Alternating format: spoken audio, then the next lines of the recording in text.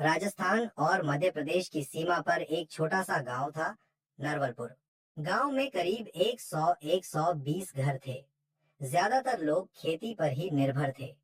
बरसात ठीक हो तो फसल सोने जैसी चमकती, लेकिन अगर मौसम बिगड़ जाए तो पूरा गांव भूखा रह जाता। गांव की गलियां कच्ची थीं, मिट्टी के घर और छप्पर की छतें हर बरसात में टपकती। बच्चे नंगे पांव दौड़ते, भागते और औरतें कुएं से पानी लाने में लगी रहती। इसी गांव में रहता था एक गरीब किसान, हरिराम। हरिराम के पास सिर्फ 2 बीघा जमीन थी। उसकी पत्नी गौरी, 2 बेटे, मनोहर 14 साल और श्यामू 10 साल और एक छोटी बेटी कमली 7 साल थी। गौरी बड़ी धैर्यवान और समझदार स्त्री थी। वह अक्सर हरिराम से कहती, हम गरीब हैं लेकिन मेहनती हैं। ईमानदारी और मेहनत ही हमारी असली पूंजी है। लेकिन हरिराम को बच्चों की हालत देखकर दुख होता। कभी मनोहर बिना किताबों के ही स्कूल चला जाता, कभी श्यामू खेत में काम करने के लिए स्कूल छोड़ देता। कमली तो अक्सर भूखी ही सो जाती। हरिराम दिन रात मेहनत करता। गर्मी की तपती दोपहर में भी वह खेत में हल चलाता। बरसात में कीचड़ से लथपथ होकर भी वह बीज बोता। लेकिन किस्मत उसका साथ नहीं देती। कभी बारिश नहीं होती और फसल सूख जाती, तो कभी ओले गिरते और मेहनत बर्बाद हो जाती। गांव के कई लोग कर्ज में डूबकर अपनी जमीन बेच चुके थे। हरिराम के पास भी बहुत कर्ज था, लेकिन उसने कभी उम्मीद नहीं छोड़ी। गांव के लोग कहते, हरिराम भले ही गरीब है, लेकिन दिल का बड़ा सच्चा आदमी है। इसने कभी झूठ नहीं बोला। एक बार गांव के बनिए ने सबके सामने कहा था, अगर इस गांव में किसी पर आंख बंद करके भरोसा किया जा सकता है तो वह हरिराम है। लोग अक्सर सोचते, इतनी गरीबी में भी ये आदमी बेईमानी क्यों नहीं करता? अगर चाहे तो थोड़ी चालाकी से बहुत कमा सकता है। लेकिन हरिराम हमेशा कहता, भाई, झूठे पैसे से कभी सुख नहीं आता। भूखा रह लूंगा लेकिन बेईमानी नहीं करूंगा। सर्दियों की एक सुबह थी। हरिराम अपने खेत की ओर जा रहा था। ठंडी हवा चल रही थी और खेतों में धुंध छाई थी। गांव से खेत तक जाने वाला रास्ता सुनसान और लंबा था। चलते चलते अचानक हरिराम की नजर एक थैले पर पड़ी। वह रास्ते के किनारे पड़ा हुआ था, जैसे किसी से गिर गया हो। हरिराम ने सोचा, ये कैसा थैला है, शायद किसी मुसाफिर का होगा। उसने धीरे धीरे थैला उठाया और खोला। अंदर देखकर उसकी आंखें फटी की फटी रह गईं। उसमें सोने के सिक्के और चांदी की गिन्नियां थीं, साथ ही कुछ नोट भी रखे हुए थे। गरीब हरिराम का दिल धड़कने लगा। वह सोचने लगा, अगर मैं ये पैसे रख लूं तो मेरी सारी मुश्किलें खत्म हो जाएंगी। बच्चों को अच्छे कपड़े, पढ़ाई और घर मिल जाएगा। अब मुझे किसी बनिए के सामने झुकना नहीं पड़ेगा। लेकिन अगले ही पल उसकी अंतरात्मा ने आवाज दी, हरिराम, ये पैसे तेरे नहीं हैं। तू इन्हें रखेगा तो अपनी ईमानदारी खो देगा। याद रख, ईमानदारी ही तेरी असली पूंजी है। थोड़ी देर सोचने के बाद हरिराम थैला लेकर घर पहुंचा। उसने अपनी पत्नी गौरी को सब बताया। गौरी ने थैले को देखा और बोली, इतने सारे सिक्के, अगर हम चाहें तो जिंदगी बदल सकती है। लेकिन पतिदेव, अगर ये हमारा नहीं है तो इसे रखना पाप होगा। गांव वाले भी कहेंगे कि हरिराम ने बेईमानी की। मनोहर और श्यामू भी चुपचाप पिता को देख रहे थे। छोटी कमली मासूमियत से बोली, बाबा, हम गरीब हैं, पर आप हमेशा कहते हो कि हमें सच बोलना चाहिए, तो फिर ये पैसे हमें क्यों रखने चाहिए? हरिराम की आंखें भर आईं। वह बोला, सही कहा बेटा, हम गरीब हैं लेकिन बेईमान नहीं। अगले दिन हरिराम थैला लेकर गांव के चौधरी मुखिया के पास पहुंचा। उसने सबके सामने थैला खोलकर कहा, ये मुझे खेत के रास्ते में मिला था।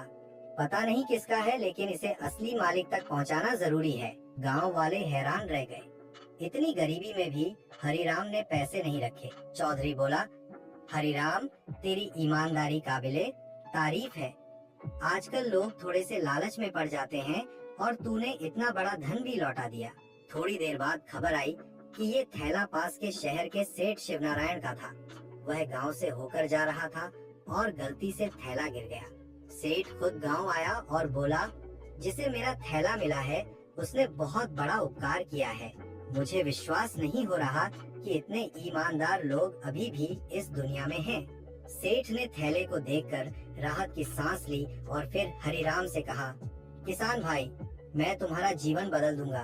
तुम्हारी ईमानदारी का इनाम मिलेगा। शहर के नामी व्यापारी सेठ शिवनारायण ने जैसे ही अपना थैला वापस पाया, उसका चेहरा चमक उठा।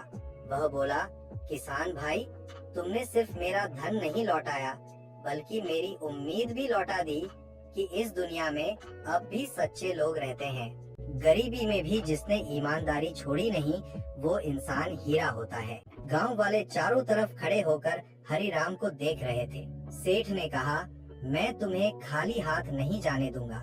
उसने थैले से कुछ पैसे निकालकर हरिराम के हाथ में रखे, लेकिन हरिराम ने तुरंत हाथ पीछे कर लिया और बोला, सेठ जी, मैंने ये काम इनाम के लिए नहीं किया। ये तो मेरा फर्ज था। जो मेरा नहीं था वो मैं रख ही नहीं सकता। सेठ यह सुनकर और भी प्रभावित हुआ। सेठ ने गांव के चौधरी से कहा, हरिराम जैसा आदमी तो आजकल दुर्लभ है। मैं इसे अपने खेत की जमीन दूंगा और खेती के लिए बैल और हल भी। गांव के लोग हैरान रह गए। अगले ही दिन सेठ ने हरिराम को 5 बीघा उपजाऊ जमीन दे दी, साथ ही एक जोड़ी बैल और नया हल। उसने कहा, अब तू मेहनत कर और अपने बच्चों का भविष्य बदल। तेरा हक यही है। जब हरिराम यह सब घर आकर बताने लगा, तो गौरी की आंखों से खुशी के आंसू बह निकले। बच्चे भी उछल पड़े। मनोहर बोला, अब हमारे पास अपनी किताबें होंगी। श्यामू बोला, अब मैं नए जूते पहनकर स्कूल जाऊंगा। कमली मासूम मुस्कान के साथ बोली, अब हमारे घर में रोज खाना बनेगा। हरिराम ने बच्चों को सीने से लगाया और कहा, बच्चों, याद रखना, ईमानदारी का फल देर से मिलता है, लेकिन मिलता जरूर है। अब हरिराम के पास अपनी जमीन थी। वह दिन रात मेहनत करने लगा। सेठ ने उसे अच्छे बीज भी दिए और कहा, खेती में अब मेहनत के साथ किस्मत भी तेरा साथ देगी। बरसात भी उस साल अच्छी हुई। फसल हरी भरी लहलहाने लगी। जब कटाई हुई तो गोदाम अनाज से भर गया। गांव वाले चकित रह गए। देखो, ईमानदारी ने हरिराम की किस्मत कैसे पलट दी। धीरे धीरे हरिराम का परिवार सुखी होने लगा। गांव में अब उसे ईमानदार किसान कहा जाने लगा। गांव के बुजुर्ग अपने बच्चों से कहते, देखो बेटा, ईमानदारी का फल कैसा मीठा होता है। हरिराम की तरह सच्चे बनो। अब हरिराम का घर खुशियों से भर गया था। जहाँ कभी मिट्टी का चूल्हा ठंडा रहता था, वहाँ अब हर दिन रोटियां सिकती थीं। बच्चे साफ कपड़े पहनकर स्कूल जाते। गौरी भी मुस्कुराने लगी। जो चेहरे पर पहले चिंता की लकीरें थीं, वे अब मिट चुकी थीं। हरिराम ने सिर्फ अपने परिवार के लिए ही मेहनत नहीं की, बल्कि पूरे गांव के बारे में सोचना शुरू किया।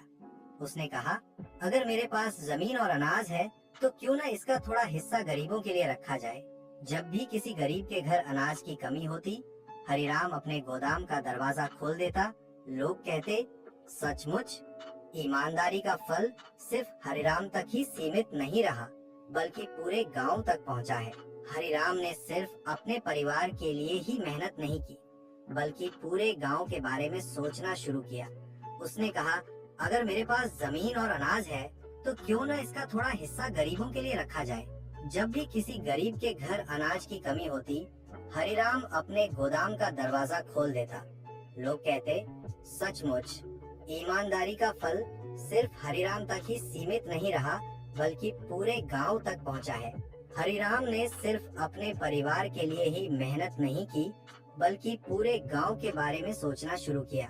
उसने कहा, अगर मेरे पास जमीन और अनाज है, तो क्यों न इसका थोड़ा हिस्सा गरीबों के लिए रखा जाए। जब भी किसी गरीब के घर अनाज की कमी होती, हरिराम अपने गोदाम का दरवाजा खोल देता। लोग कहते, सचमुच ईमानदारी का फल सिर्फ हरिराम तक ही सीमित नहीं रहा, बल्कि पूरे गांव तक पहुंचा है। हरिराम के बेटे मनोहर ने पढ़ाई पूरी करके गांव का पहला शिक्षक बनने का सपना पूरा किया। श्यामू पढ़ लिखकर डॉक्टर बन गया और गांव में ही इलाज करने लगा। छोटी कमली भी बड़ी होकर लड़कियों को पढ़ाने लगी। हरिराम गर्व से कहता, मेरी असली दौलत खेत नहीं, मेरे बच्चे हैं और उनकी शिक्षा ही उनका भविष्य है। एक दिन जिला अधिकारी गांव आए। उन्होंने हरिराम को ईमानदारी और समाज सेवा के लिए सम्मानित किया। पूरा गांव तालियां बजा रहा था।